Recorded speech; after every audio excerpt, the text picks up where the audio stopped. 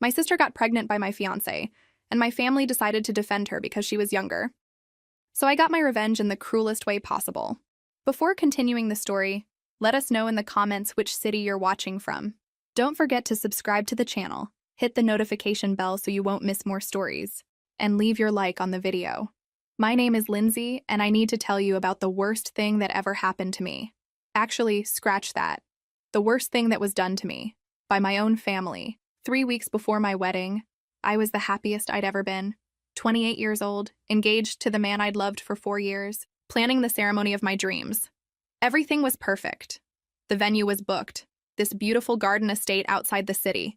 The dress was altered and hanging in my closet. Invitations had been sent to 200 guests. My younger sister had even agreed to be my maid of honor, which honestly surprised me because we'd never been super close. But I thought maybe this would bring us together. I should have known better. It was a Thursday night. My parents had invited me over for dinner, which wasn't unusual. What was unusual was the tension in the room when I arrived. My dad couldn't look at me. My mom kept wringing her hands. And my sister, 23 years old and usually so bubbly and carefree, sat there with this strange, defiant look on her face. Then she dropped the bomb. She stood up in the middle of dinner, placed her hand on her still flat stomach, and announced she was pregnant with my fiancé's baby, and that they'd been sleeping together for 6 months. 6 months. I remember the exact sound of my fork hitting the plate. I remember my mother gasping but not saying anything to defend me. I remember my father telling me to calm down when I started screaming. But most of all, I remember my sister's face, completely blank, no remorse, no shame, nothing. She just stood there like she'd announced what she wanted for dessert. My fiancé tried calling me 73 times that night. I didn't answer once. My parents kept telling me we needed to talk this through as a family, and that these things happen. These things happen? My sister seduced my fiancé and got pregnant, and these things just happen? The worst part? Within 2 weeks, my parents had completely switched sides. Suddenly, it was all about supporting my sister through her pregnancy. She was the victim somehow. Young, scared, vulnerable. Never mind that I was the one who'd been betrayed. Never mind that she'd destroyed my entire life without a second thought. And here's the part that still makes me physically ill. They used my wedding plans. All of them. The same venue I'd booked and paid deposits for. The same florist. The same caterer. My mother actually called me and asked if I'd mind if my sister used them since everything was already arranged and it would be such a waste to cancel. I minded. I minded so much I couldn't breathe. But they did it anyway. 2 months after my wedding was supposed to happen, my sister walked down the aisle in a white dress, pregnant with my ex-fiancé's child, at the venue I'd chosen, with the flowers I'd picked out, eating the menu I'd selected. Only 3 people from my extended family refused to attend. My aunt on my father's side, my cousin, and my grandmother. Everyone else went, smiled, congratulated the happy couple, posted photos on social media like this was normal and beautiful and not the most grotesque betrayal imaginable. I spent that day in my apartment, alone, drinking wine and looking at the wedding dress still hanging in my closet. The dress I was supposed to wear. The life I was supposed to have. My parents kept calling, kept trying to get me to move past this and be happy for them. Move past it? They'd stolen everything from me and expected me to just swallow it and smile. My mother actually said, and I'll never forget this, that I was being selfish for making my sister's pregnancy about me. That's when I realized the truth. My family didn't just enable what happened, they endorsed it. They chose her. They chose the person who betrayed me over the person who'd been betrayed. So I made a choice too. I cut them off, stopped answering calls, blocked them on social media, moved to a different part of the city. For the first time in my life, I was completely alone. And somehow, that felt better than being part of a family that could do this to me. But this isn't a story about how I stayed broken. This is a story about what happened next. And trust me, it gets so much worse before it gets better. The next 3 years were brutal. I'm not going to sugarcoat it. I spent the first 6 months in therapy twice a week, trying to unpack how my entire family could betray me like that. My therapist kept asking if I wanted to work toward forgiveness. I kept telling her I wanted to work toward not thinking about them every single day. I threw myself into work, got promoted twice, started traveling for business, made new friends who didn't know my history and didn't ask questions when I said I wasn't close with my family. I built a completely new life, brick by brick, and it was exhausting but necessary. Around the 2-year mark, or why, something shifted. I woke up one morning and realized I'd gone an entire week without thinking about my sister or my ex-fiancé. It felt like finally being able to breathe after being underwater. That's when I met him. His name was Owen, and we met at a conference in Seattle. He was there representing his company. He'd started his own consulting firm 5 years earlier and had built it into something impressive. We ended up sitting next to each other at a networking dinner, and he made me laugh. Actually laugh, not that polite social laugh, but the kind that comes from somewhere genuine. We talked for 4 hours that night. About work, about travel, about everything except families. When he asked for my number, I almost said no. I wasn't ready. But something in his eyes made me change my mind. We dated long distance for 8 months before he asked me to move in with him. I was terrified. The last time I'd trusted someone completely, it had destroyed me. But Owen was patient. He never pushed. He let me set the pace for everything. When I finally told him about what happened with my family, we were sitting on his balcony at 2 in the morning. I'd been avoiding it for months, but he deserved to know why I flinched every time he mentioned his own sister, why I changed the subject whenever family came up. I expected him to be shocked or uncomfortable. Instead, he just held my hand and said, "That explains so much about your strength. You rebuilt yourself from nothing. That's extraordinary." He proposed 10 months after we met. No pressure, no expectations, just a simple question on a random Tuesday night while we were cooking dinner together. Of course I said yes. We planned everything ourselves. No family input, no drama, no traditions we didn't choose. We got married in Italy, just the 2 of us and 12 close friends. It was small and perfect, and entirely ours. I wore a dress I picked out alone. We wrote our own vows. I cried during the ceremony, but they were happy tears. I sent my parents an invitation, not because I wanted them there, but because I wanted them to see that I'd moved on, that I'd built something beautiful without them. They didn't come. My mother called 2 days before the wedding and said they couldn't abandon my sister during such a difficult time. Apparently her marriage was already struggling, and she needed their support. I hung up before she finished talking. Owen asked if I was okay. I told him I was better than okay. I was free. But life has a way of testing you right when you think you've got it figured out. We started trying for kids about 6 months after the wedding. I was 31. Owen was 35, and we were both ready. Month after month, nothing happened. After a year of trying, we went to see a specialist. That's when we found out I had fertility issues. Nothing catastrophic, nothing that meant we couldn't have kids, but it wasn't going to be easy. The doctor recommended treatments, monitoring, interventions. It would be expensive and exhausting and emotionally draining. Owen squeezed my hand during that appointment and told the doctor we'd do whatever it took. We started the treatments. Injections, appointments, tests. Hope followed by disappointment, followed by more hope. It was brutal in a completely different way than what I'd been through before. This wasn't about betrayal. It was about wanting something so desperately and having no control over whether you'd get it. During one of the harder months after another negative test, I broke down. I told Owen maybe this was punishment for cutting off my family. Maybe I didn't deserve to be a mother. Maybe I was too damaged. He looked at me with more intensity than I'd ever seen and said, "Don't you dare let them take this from you too. Don't give them that power. This isn't about them. This is about us." He was right. This was our life, our journey, and we were going to fight for it together. What I didn't know then was that my old life was about to come crashing back in the worst possible way. The phone call came on a Sunday afternoon, 4 years after I'd cut them off. My father. I almost didn't answer, but something made me pick up. He sounded older, tired. He asked if we could talk, really talk, about trying to repair the family. He said it had been long enough, that life was too short for this kind of division, that my mother missed me terribly. I wanted to hang up, but Owen was watching me, and I could see in his face that he thought I should at least hear them out. Not for them, for me. So I wouldn't always wonder what if. That's how I ended up agreeing to a dinner. Neutral location, both families present. My parents, my sister, and her husband, yes, they'd actually gotten married, and Owen and me. The restaurant was expensive and quiet, the kind of place where people don't make scenes. I was so naive thinking that would protect us. My sister showed up with her 2 kids, a boy who just turned 4 and a girl who was 2. Both of them looked exactly like my ex-fiancé, which was like being stabbed every time I glanced at them. The boy had his eyes. The girl had his smile. I felt physically ill. She looked different. Tired. There were dark circles under her eyes and she'd gained weight. Her husband, I still can't call him my ex-fiancé without wanting to break something. Looked uncomfortable from the moment they sat down. He couldn't meet my eyes. Kept staring at his plate like it might save him. My parents tried to keep things light at first, asking about Owen's business, complimenting my hair. Small talk that felt like walking on broken glass. My sister stayed quiet, managing her kids who were surprisingly well-behaved. Then dessert arrived and everything went to hell. My mother asked, in that careful tone people use when they're pretending something isn't loaded, if Owen and I were planning to have children soon. Before I could answer, my sister laughed. Actually laughed. "Good luck with that," she said, cutting her son's cake.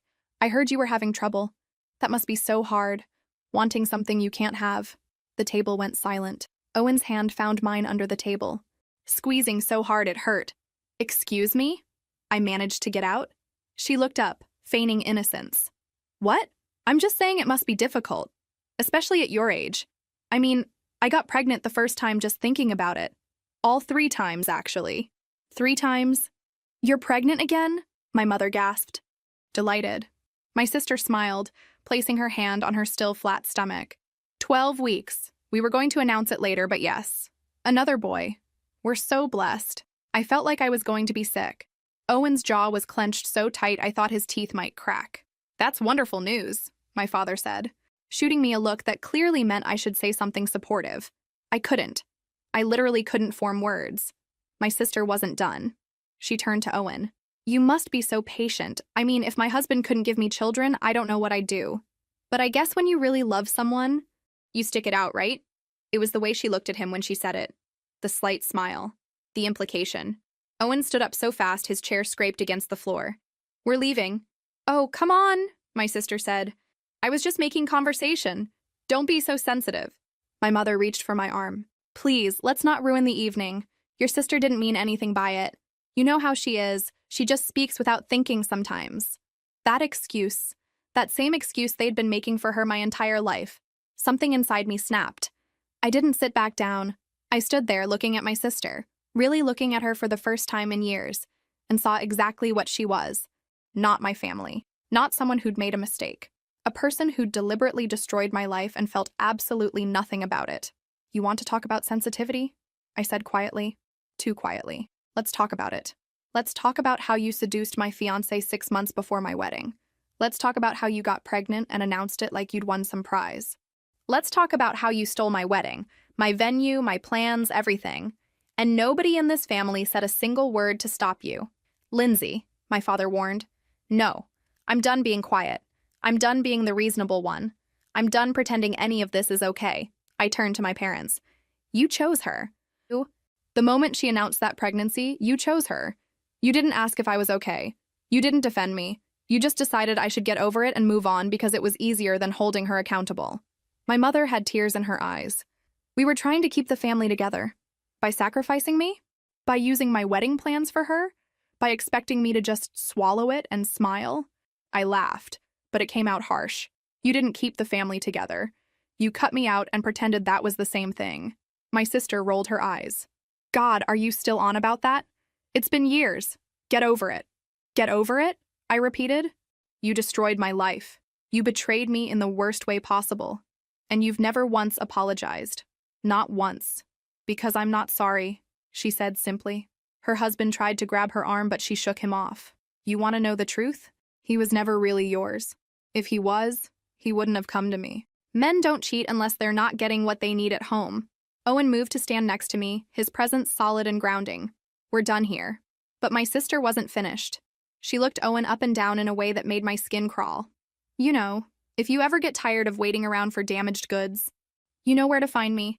I'm clearly very fertile." The table erupted.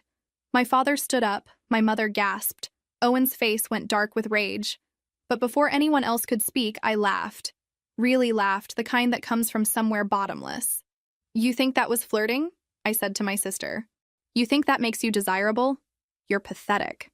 You stole my fiancé because you couldn't stand that I had something you didn't. And now you're sitting here, pregnant with your 3rd child, in a marriage that's clearly falling apart, trying to seduce my husband because you still can't stand that I'm happy." Her husband was staring at her in horror. "Good. Let him see who he'd really married."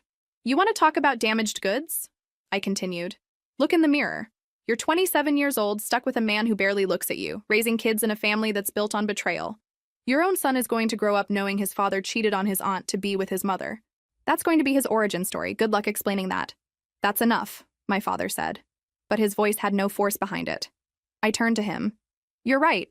It is enough. I'm done. I came here tonight because you asked me to. Because some small part of me hoped you'd finally take responsibility for what you enabled. But nothing's changed. She's still the same manipulative person she was 4 years ago, and you're still making excuses for her. I looked at her husband, that man I'd once thought I'd spend my life with. He was staring at his plate, red-faced and silent. And you don't even have the courage to speak. You've been sitting there all night like a scolded child, not defending your wife, not defending yourself, not doing anything. You're exactly the coward I always suspected you were. He opened his mouth, maybe to apologize, maybe to defend himself. I held up my hand. Save it. Whatever you were going to say, I don't care. You're irrelevant. You were irrelevant the moment I left that apartment 4 years ago. You're just a bad memory, and you don't get to be anything more than that. I grabbed my purse. Owen was already standing, ready to leave with me. This family is dead to me, I said, looking at each of them in turn. Not because of the betrayal, I could have eventually forgiven that, but because none of you thought I deserved better. None of you stood up for me. And even now, even tonight, you're still choosing her. My mother was crying. Please don't do this. I'm not doing anything. You did this years ago.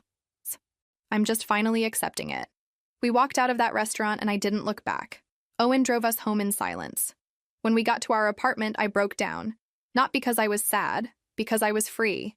Finally, completely free.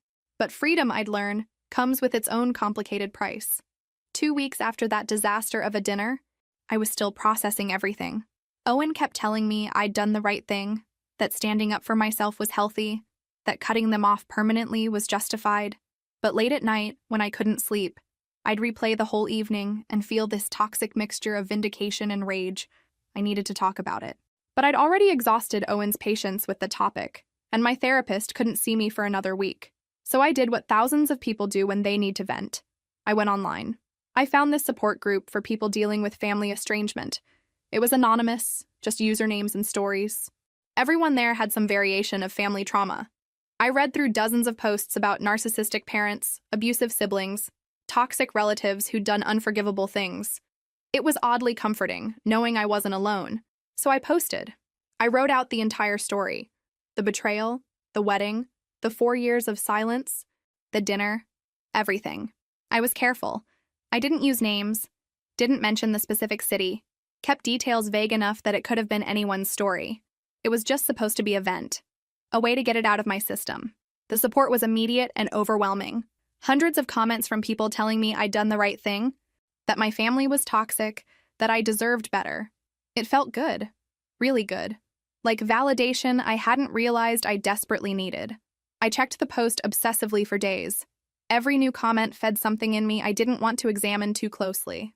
3 weeks later, my aunt called me, the one who'd refused to go to my sister's wedding. Lindsay, she said carefully, I need to ask you something. Did you post about your sister online? My blood went cold. What?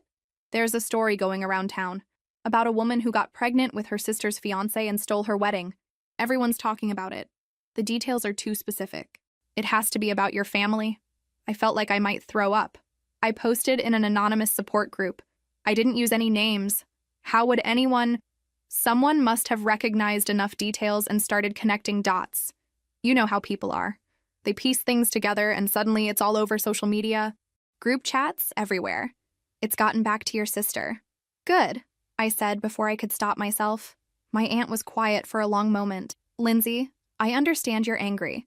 God knows you have every right to be. But this is going to have consequences. She was right. The consequences started rolling in fast. My sister lost her job first. She'd been working at a local medical office, and apparently the story had spread through her workplace like wildfire. Her boss called her in, said something about maintaining professional reputation and not being a good fit for their family-oriented practice. She was let go within a week. Then the social consequences hit. People started recognizing her at the grocery store, at her kids' school, around town. She'd gone from anonymous to notorious. Her husband's family stopped speaking to them. Some of their couple friends suddenly got very busy whenever they tried to make plans. I heard all of this through my aunt, who heard it through the family grapevine, and I listened. I listened to every detail with this dark satisfaction that scared me. They're talking about moving, my aunt told me during one call. Your sister can't show her face anywhere without people whispering. Someone actually approached her at the pharmacy and told her she should be ashamed of herself. I should have felt bad. I should have felt guilty that my anonymous post had spiraled into public humiliation, but I didn't. Not really. She is ashamed of herself, I said. She should be. Lindsay. No, don't. She destroyed my life and felt nothing. Now people know what kind of person she is. That's not my fault. That's just truth catching up. But even as I said it, something felt off, wrong. I'd wanted her to face consequences, yes. But watching it happen, hearing about her losing everything, seeing her life fall apart the way mine had, it didn't feel as good as I thought it would. Owen found me one night scrolling through social media, looking for mentions of the story, searching my sister's name to see what people were saying about her. "What are you doing?" he asked gently. "Just looking." "You've been looking for hours." He sat down next to me. "This isn't healthy." "She's losing everything," I said, still staring at the screen. "Her job, her friends, her reputation, everything. And how does that make you feel?" I didn't answer. Because the truth was complicated. I felt satisfied. I felt vindicated. But I also felt something darker, something that made me uncomfortable with myself. I felt powerful in a way that didn't sit right. "I didn't name her," I said finally. "I didn't do this to her. This is just consequences of her own actions." Owen took the phone from my hands. "Maybe. But you're spending every free moment watching those consequences unfold. That's not moving on. That's obsession." He was right. I knew he was right. But I couldn't stop. My sister tried to sue me. That's how desperate things got for her. She hired a lawyer and filed a defamation lawsuit, claiming I'd posted lies about her online that had destroyed her reputation and caused her to lose her job. The lawyer sent an official letter to my address. Somehow she'd tracked down where I lived, which was creepy in itself. Owen and I consulted with an attorney. He read through everything, looked at my anonymous post, and basically laughed. "She has no case," he said. "First, you never named her. Second, truth is an absolute defense against defamation. Third, she'd have to prove that your post directly caused her specific damages, which is nearly impossible when it was anonymous and the spread was organic. The lawsuit never even made it past preliminary filing. The judge threw it out. Not enough evidence, no direct connection, case dismissed. When my aunt told me, I felt this rush of triumph. She'd tried to come after me legally and failed. It was another loss for her, another win for me. But that same week, something else happened. Something that should have been purely joyful. I got pregnant. After 2 years of treatments, failed attempts, hormones, disappointments, finally 2 lines on a test. I stared at it in the bathroom for 10 minutes straight, crying, unable to believe it was real. When I showed Owen, he picked me up and spun me around, and we both cried together. This was everything we'd wanted, everything we'd fought for. We were going to have a baby. I should have been the happiest person alive. Instead, I found myself obsessively checking social media for updates about my sister. It became a compulsion. Every morning, every night, sometimes multiple times during the day. I'd search for her name, look at her profiles, scroll through comments and gossip pages. I needed to know what was happening to her. If things were getting worse, if she was suffering enough. Owen noticed. Of course he noticed. 3 weeks after we found out about the pregnancy, he came home from work and found me on my laptop, deep in some discussion thread about my sister. Again. He closed the laptop. Not aggressively, but firmly. "We need to talk." I knew that tone. "About what?" "About the fact that you're pregnant with our child, and you're spending more time obsessing over your sister than celebrating this miracle we've been given." "I'm not obsessing." "Yes, you are. You check her social media every day. Multiple times a day. You're in these gossip groups, reading every comment, tracking every consequence. You're consumed by watching her life fall apart. She deserves it," I said defensively. "Maybe, probably, but that's not the point." He sat down next to me. "The point is that she's still controlling your life. You cut her off 4 years ago, but she's more present now than ever because you can't stop watching her destruction. That's not fair. Isn't it?" He took my hand. "Lindsay, you're pregnant. We're having a baby. This is supposed to be the happiest time of our lives. But every time I look at you, you're on your phone or your laptop monitoring her. She's stealing this joy from you, and you're letting her." I wanted to argue, but tears were streaming down my face because I knew he was right. I just need to know she's facing consequences, I whispered.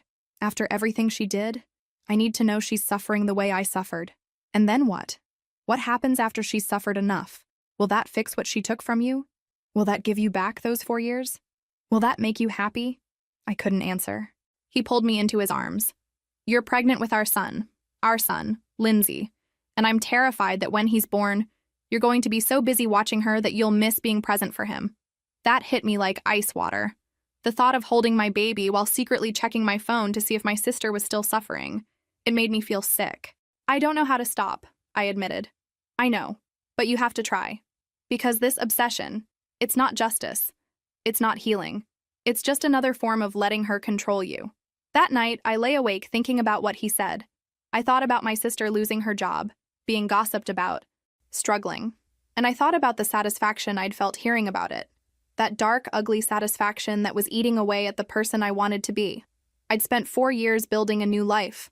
I'd found love, gotten married, was finally pregnant. I had everything I'd ever wanted, but I couldn't enjoy any of it because I was too busy making sure she was miserable. Owen was right. She was still controlling me, just in a different way.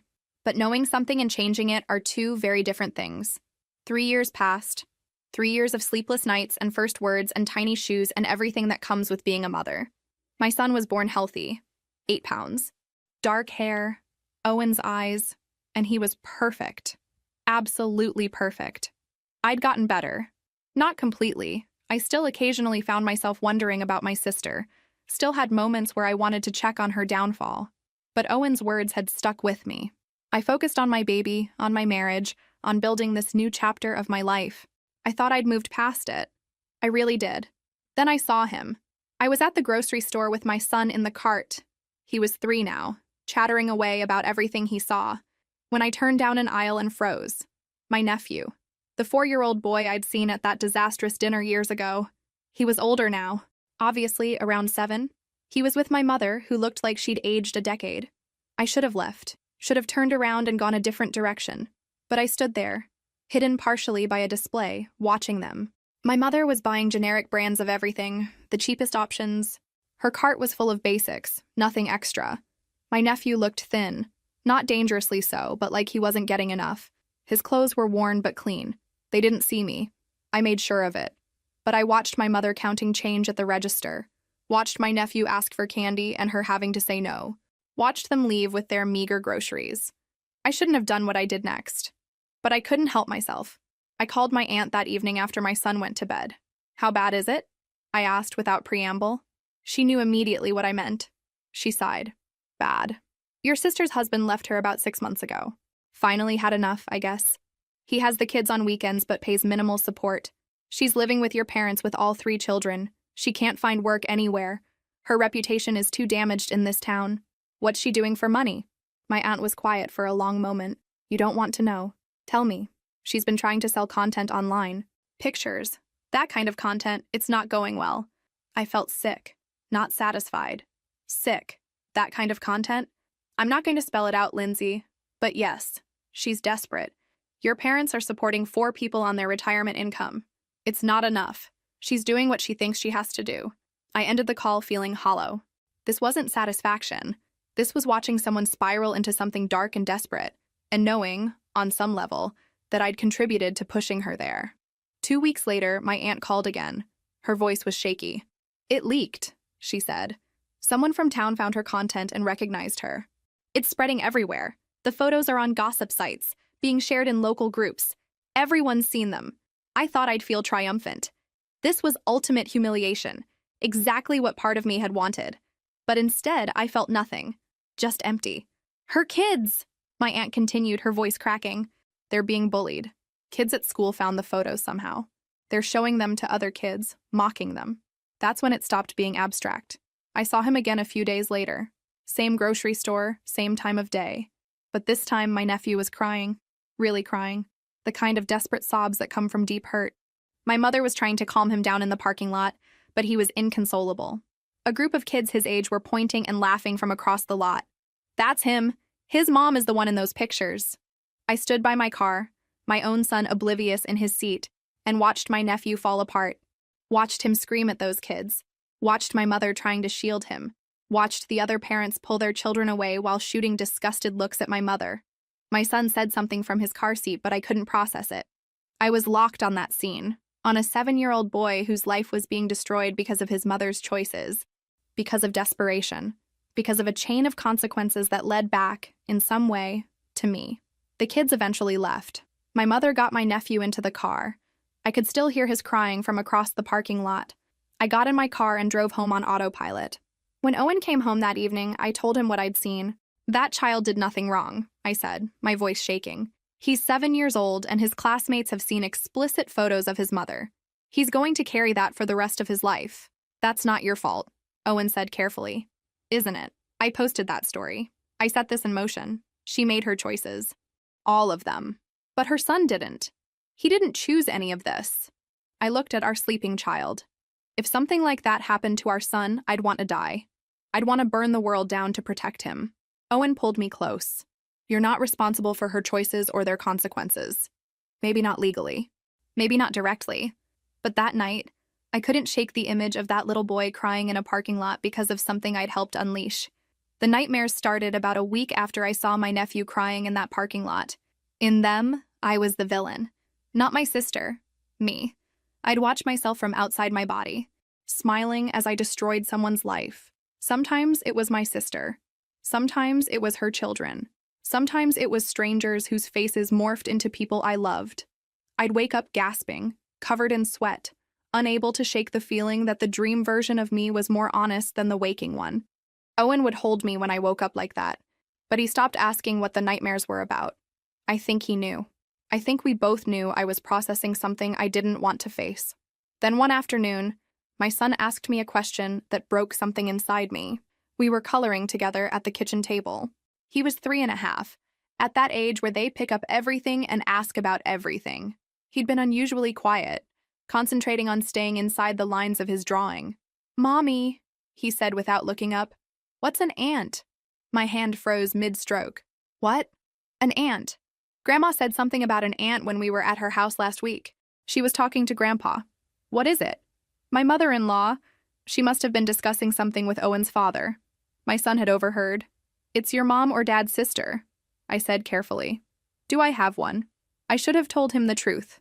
I should have said yes, that he had an aunt he'd never met, that it was complicated, that maybe someday I'd explain. But I didn't. "No," I said. "You don't have an aunt." He nodded, accepting this completely, and went back to coloring. But I sat there feeling like the worst person alive. I just lied to my child, lied about something fundamental about our family. And the worst part was how easily the lie had come out. That night, after my son was asleep, I broke down. Owen found me crying in the bathroom. "I told him I don't have a sister," I said. "He asked about aunts and I lied to him. I looked my son in the face and lied." Owen was quiet for a long moment. Then he said something I'll never forget. "You're becoming what you hate." I looked up at him, shocked. "I've watched you for 3 years," he continued, his voice gentle but firm. "I've watched you monitor her destruction, feel satisfaction at her suffering, convince yourself it's all justified because of what she did to you. And now you're lying to our son to maintain this narrative where she doesn't exist. You're not healing, Lindsay. You're becoming bitter. You're becoming just as toxic as she was. That's not fair. Isn't it? She hurt you, yes, terribly. But you've spent years hurting her back, even if it was indirect. And now that pain is starting to affect our son. When does it stop? When does the revenge end and the healing begin?" I wanted to argue. But everything he said was true, and we both knew it. "I don't know how to let it go," I whispered. "I know, but you have to try. Because if you don't, you're going to pass this hatred down to our son. He's going to grow up learning that family betrayal is unforgivable, that revenge is justified, that lying is acceptable if it protects the narrative you want to maintain." Before I could respond, my phone rang. Late. Too late for a normal call. I almost didn't answer, but something made me pick up. It was my father. "Lindsay," he said, and his voice was wrecked. "It's your mother. She's been diagnosed with cancer, pancreatic, stage 4. The world tilted. "What?" "They give her less than a year. Maybe 6 months. She wanted me to call you. She wants to see you." I couldn't speak. Couldn't think. "Cancer. Terminal. 6 months. I know you're angry," my father continued. "I know we don't have a relationship anymore, but she's your mother. She's dying, please. I hung up without answering, stood there holding the phone, trying to process what I'd just heard. Owen was watching me. What happened?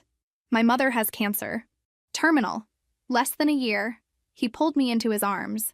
I didn't cry. I just stood there, numb, thinking about all the years of silence, all the years of anger, all the bridges I'd burned and convinced myself I was fine with. What am I supposed to do? I asked. I don't know, Owen said honestly. But whatever you decide, you have to live with it. If you don't see her and she dies, you can't take that back. And if you do see her, you have to be prepared for what that might mean. I thought about my son's question, about my lie, about my nephew crying in a parking lot, about years of obsession and revenge disguised as justice. I've become someone I don't recognize, I said quietly. Then change, Owen said simply. It's not too late, but it has to start now. That night I lay awake thinking about my mother dying, about my sister struggling, about consequences and choices, and the difference between justice and cruelty, about whether it was possible to heal from betrayal without becoming exactly what you hate. I didn't have answers. But for the first time in years, I was asking the right questions. My father called again 3 days later. I'd been avoiding thinking about the first call, pushing it down, pretending I had more time to decide what to do. We need to talk, he said.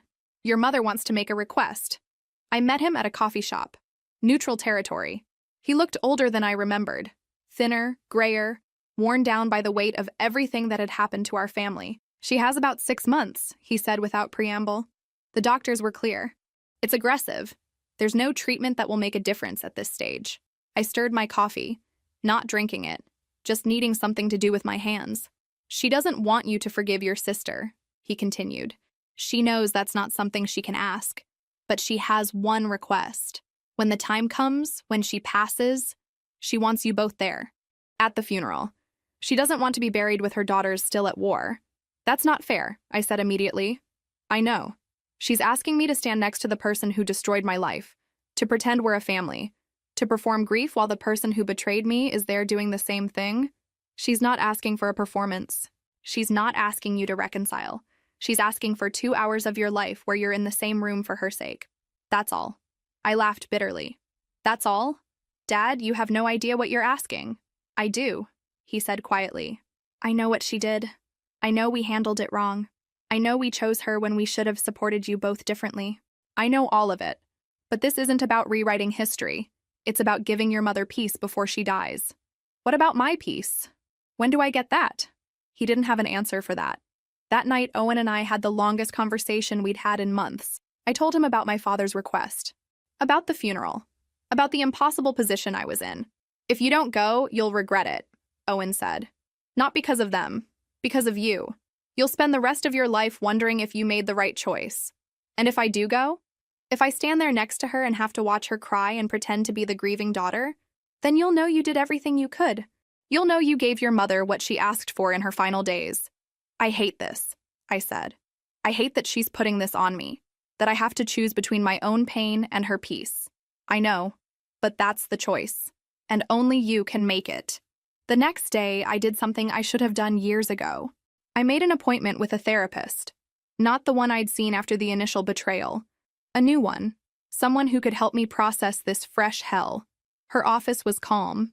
Neutral colors, soft lighting, a box of tissues strategically placed. I told her everything. The betrayal, the wedding, the years of silence, the dinner, the post that leaked, my sister's downfall, my nephew crying, the nightmares, the lie to my son, and now this impossible request. She listened without judgment, taking occasional notes. What do you want? She asked when I finished. I don't know. That's not true. You might not want to admit it, but somewhere inside you know what you want. I was quiet for a long time. I want it to stop hurting. I want to be able to think about my family without feeling this rage. I want my son to grow up without inheriting this darkness. I want to be free of her, of all of them. And you think seeing your mother before she dies will give you that? I don't know. Maybe. Or maybe it'll just hurt more. There's no right answer here, the therapist said gently. But consider this. What will haunt you more? Going and risking pain, or not going and living with that question forever? That night, I sat down and wrote a letter to my sister. I don't know why. I wasn't planning to send it. but I needed to get the words out. I wrote about the betrayal, about how it had destroyed me, about the years of anger and obsession, about watching her life fall apart and feeling satisfied, then feeling sick about that satisfaction, about seeing her son crying and realizing that revenge doesn't heal anything. It just creates more pain. I wrote that I didn't forgive her, that I might never forgive her, but that I was tired of hating her, tired of watching her suffer, tired of letting what she did control my entire existence. I sealed the letter and put it in my desk drawer. I didn't know if I'd ever send it, but writing it felt like something. 3 days later, I called my father. "I'll see her," I said. "Mom, I'll visit her in the hospital, but I'm doing it for me, not for you or for her or for some fantasy of family reunion. I'm doing it because I need to know I did everything I could before it's too late." "Thank you," he said, his voice breaking. "I'm not promising anything beyond that visit. I'm not promising I'll come to the funeral. I'm not promising I'll ever speak to you or my sister again after this. I'm just promising this one visit. That's all we're asking." But we both knew that wasn't true. This one visit would lead to more requests, more pressure, more complicated emotions. But I'd deal with that when it came. For now, I was taking one step. Just one.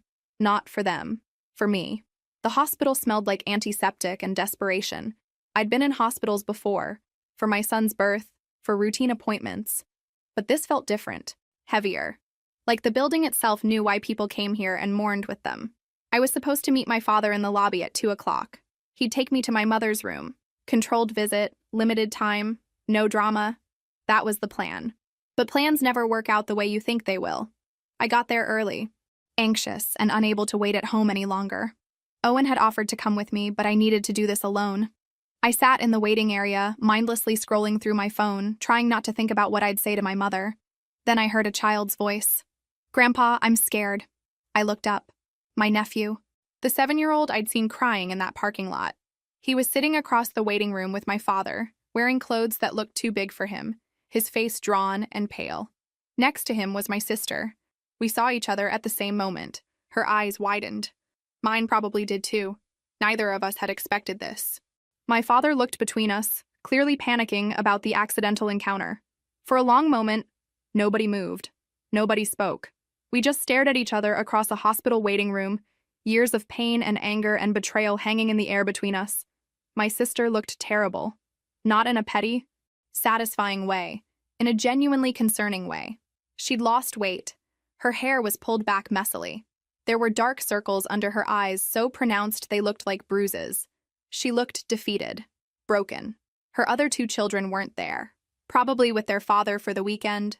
Just her oldest son, the one born from my betrayal, sitting there terrified about his dying grandmother. And then he looked at me, really looked at me. I saw the recognition in his eyes, the way children process new information by examining faces.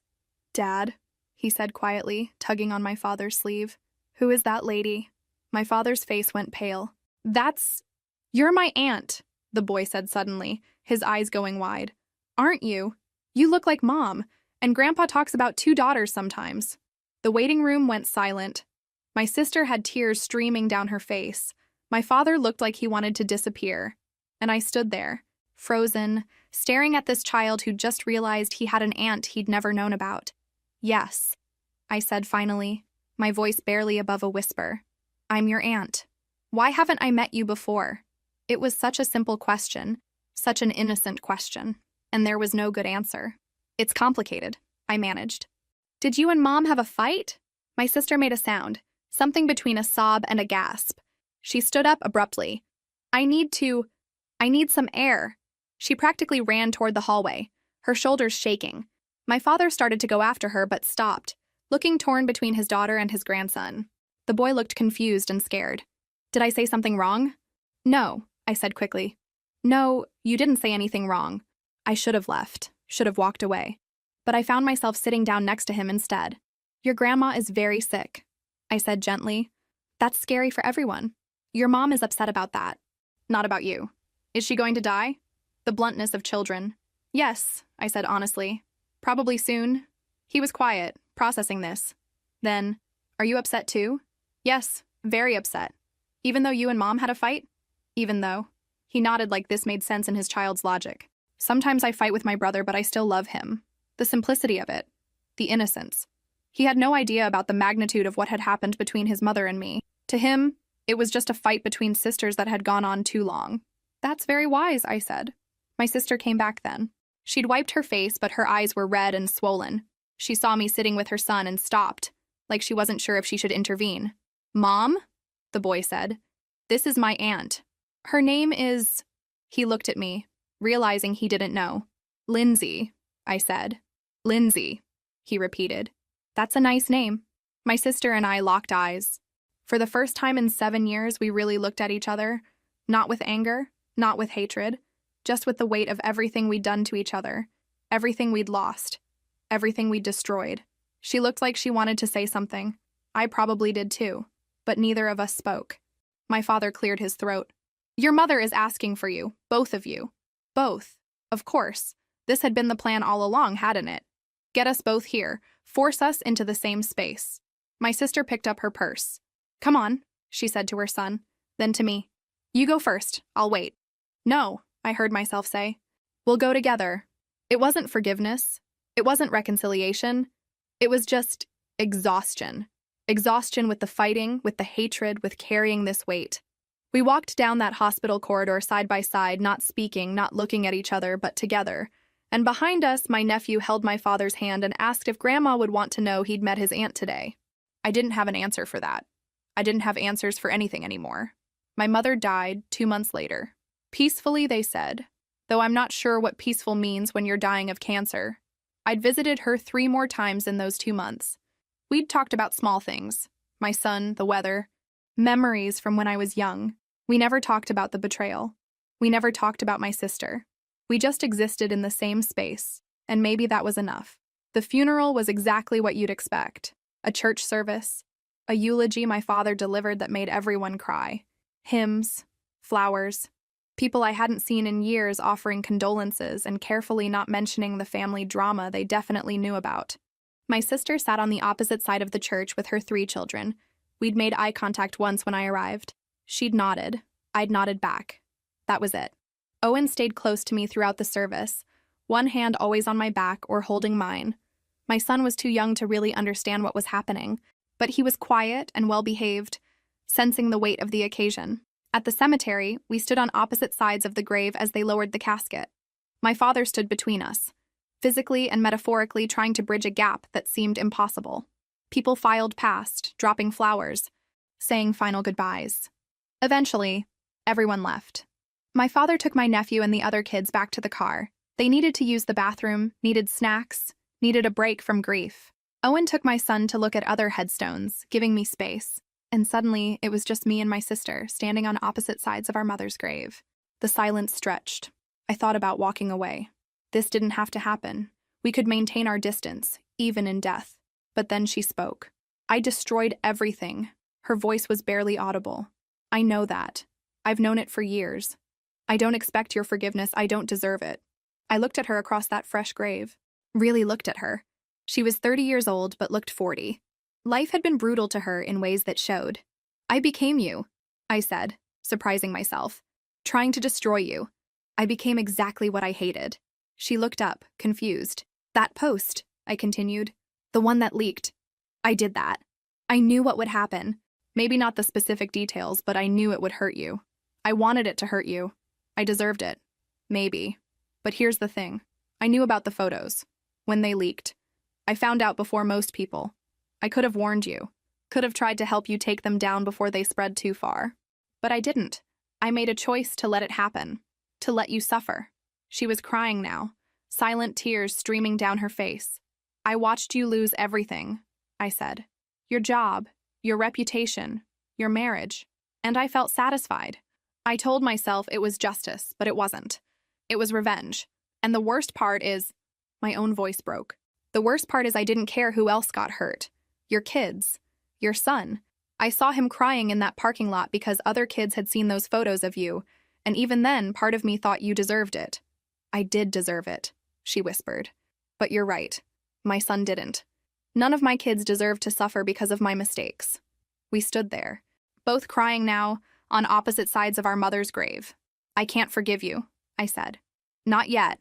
Maybe not ever. What you did, it changed me. It broke something in me that I don't know if I can fix.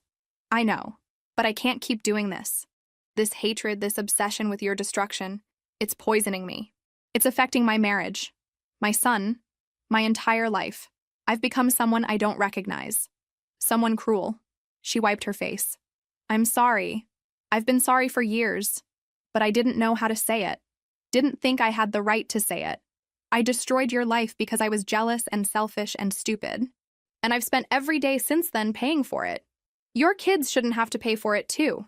No, they shouldn't, but they are. My oldest knows the story now. Kids at school made sure of that. He knows his father was engaged to you. He knows I'm the reason you don't talk to us. He's 7 years old and he carries that shame. I thought about my own son, about the lie I'd told him, about the legacy of pain we were passing down. I pulled the letter from my purse, the one I'd written months ago. I'd been carrying it since then, not sure what to do with it. This is for you, I said, walking around the grave to hand it to her. I don't know if it'll help. It's not forgiveness. It's not reconciliation.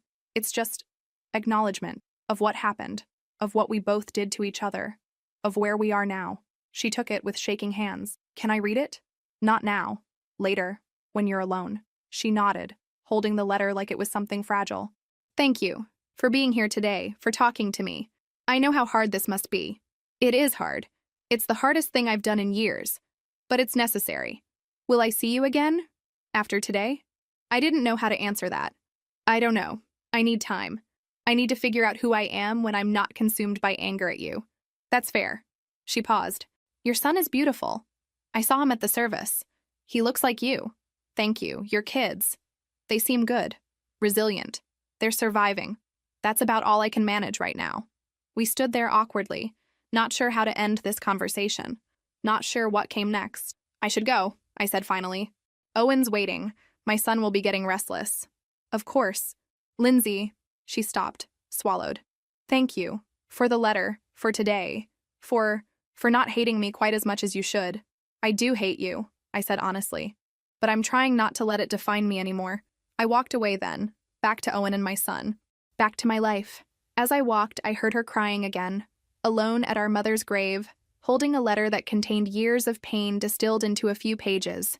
It wasn't healing, it wasn't closure, but it was a first step toward something, toward not being enemies, even if we'd never be sisters again. 3 years have passed since my mother's funeral. 3 years of carefully maintained distance, of healing that happens so slowly you barely notice it until you look back and realize how far you've come. I never told my sister about the money. Every month, I transfer funds to my father's account with specific instructions. For the kids' school supplies, clothes, activities. He knows it's from me. She doesn't. It's easier that way. I'm not doing it for her. I'm doing it for those 3 children who didn't ask to be born into this mess. My sister got a job about 6 months after the funeral. Nothing glamorous. She works at a warehouse doing inventory. It's honest work. She lives in a small apartment now, alone. The kids stay with her during the week and with their father on weekends. From what my father tells me, she's in therapy. Weekly sessions, working through everything, trying to become someone different, someone better. I'm in therapy too. Therapy. Once a month now, down from twice a week. We talk about forgiveness, about healing, about letting go of the need to control everything, about being a better mother to my son by not passing down the darkness of my past. My father lives alone in the house I grew up in. It's too big for him now, full of memories and ghosts. My sister visits on Tuesdays. I visit on Thursdays. We never overlap. It's an unspoken agreement, a boundary we both respect. Until his birthday. My father turned 70 this year. Owen convinced me we should go to the party he was having. Small, just family, nothing dramatic. I almost said no, but my son asked if we were going to see Grandpa, and I couldn't think of a good reason to refuse. We showed up at 1 o'clock. My sister and her kids were already there. The moment I walked in with Owen and my son, everything got quiet. Not uncomfortable, just careful. Everyone aware of the fragility of the moment. My sister was in the kitchen helping set up food. She looked up when we entered, and for a split second, I saw fear in her eyes. Fear that I'd leave. Fear that my presence meant conflict. Fear that we were about to ruin our father's birthday. I nodded at her. She nodded back. And that was it. Our kids gravitated toward each other immediately, the way children do. My 6-year-old son and her 10-year-old started playing with some building blocks. Her younger two joined in. They laughed and built towers and knocked them down, completely oblivious to the history that separated their mothers. My sister and I stayed on opposite sides of the room. We didn't speak directly, but we were civil to each other through our father. Could you pass this to your sister? Tell her thank you for bringing the cake. Small interactions, mediated, safe. At one point, my nephew, the oldest, the one I'd met in the hospital, came up to me. "Hi, Aunt Lindsay," he said shyly. My heart clenched. "Hi. Your son is really nice. Can we be friends?" I looked over at my sister. She was watching us, her expression unreadable. "Yes," I said. "You can be friends."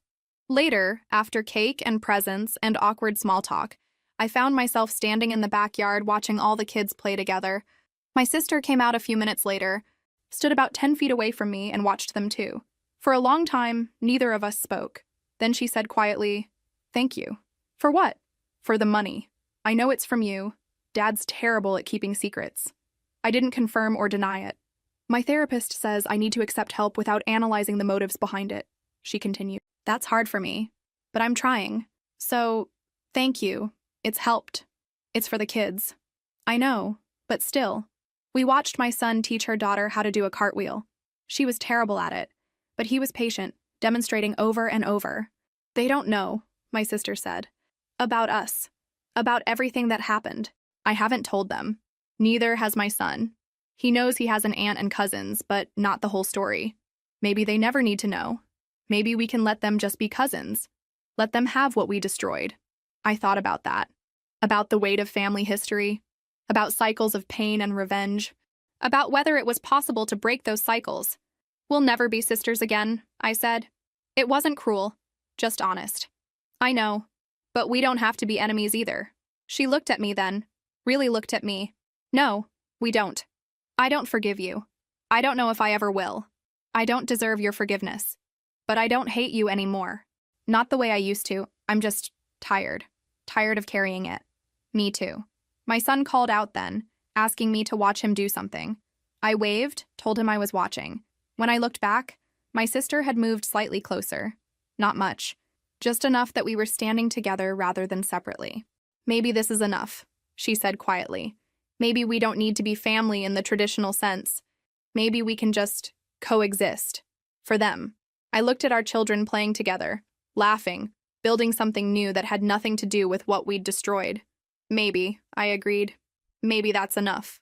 We stood there in that backyard. Two women who'd destroyed each other and been destroyed in return, watching our children play in the ruins of what used to be a family. We weren't healed. We weren't reconciled. We weren't sisters. But we'd stopped being enemies. And for the sake of those kids, the innocent ones who deserve better than the war we'd waged, maybe that was enough. Maybe it had to be enough. Because the alternative, continuing the cycle, passing down the hatred, teaching our children that betrayal was unforgivable and revenge was justice, that was a legacy neither of us wanted to leave. So we stood there, together but separate, broken but trying, not sisters, but not enemies. And somewhere in that complicated middle ground, maybe there was something like peace.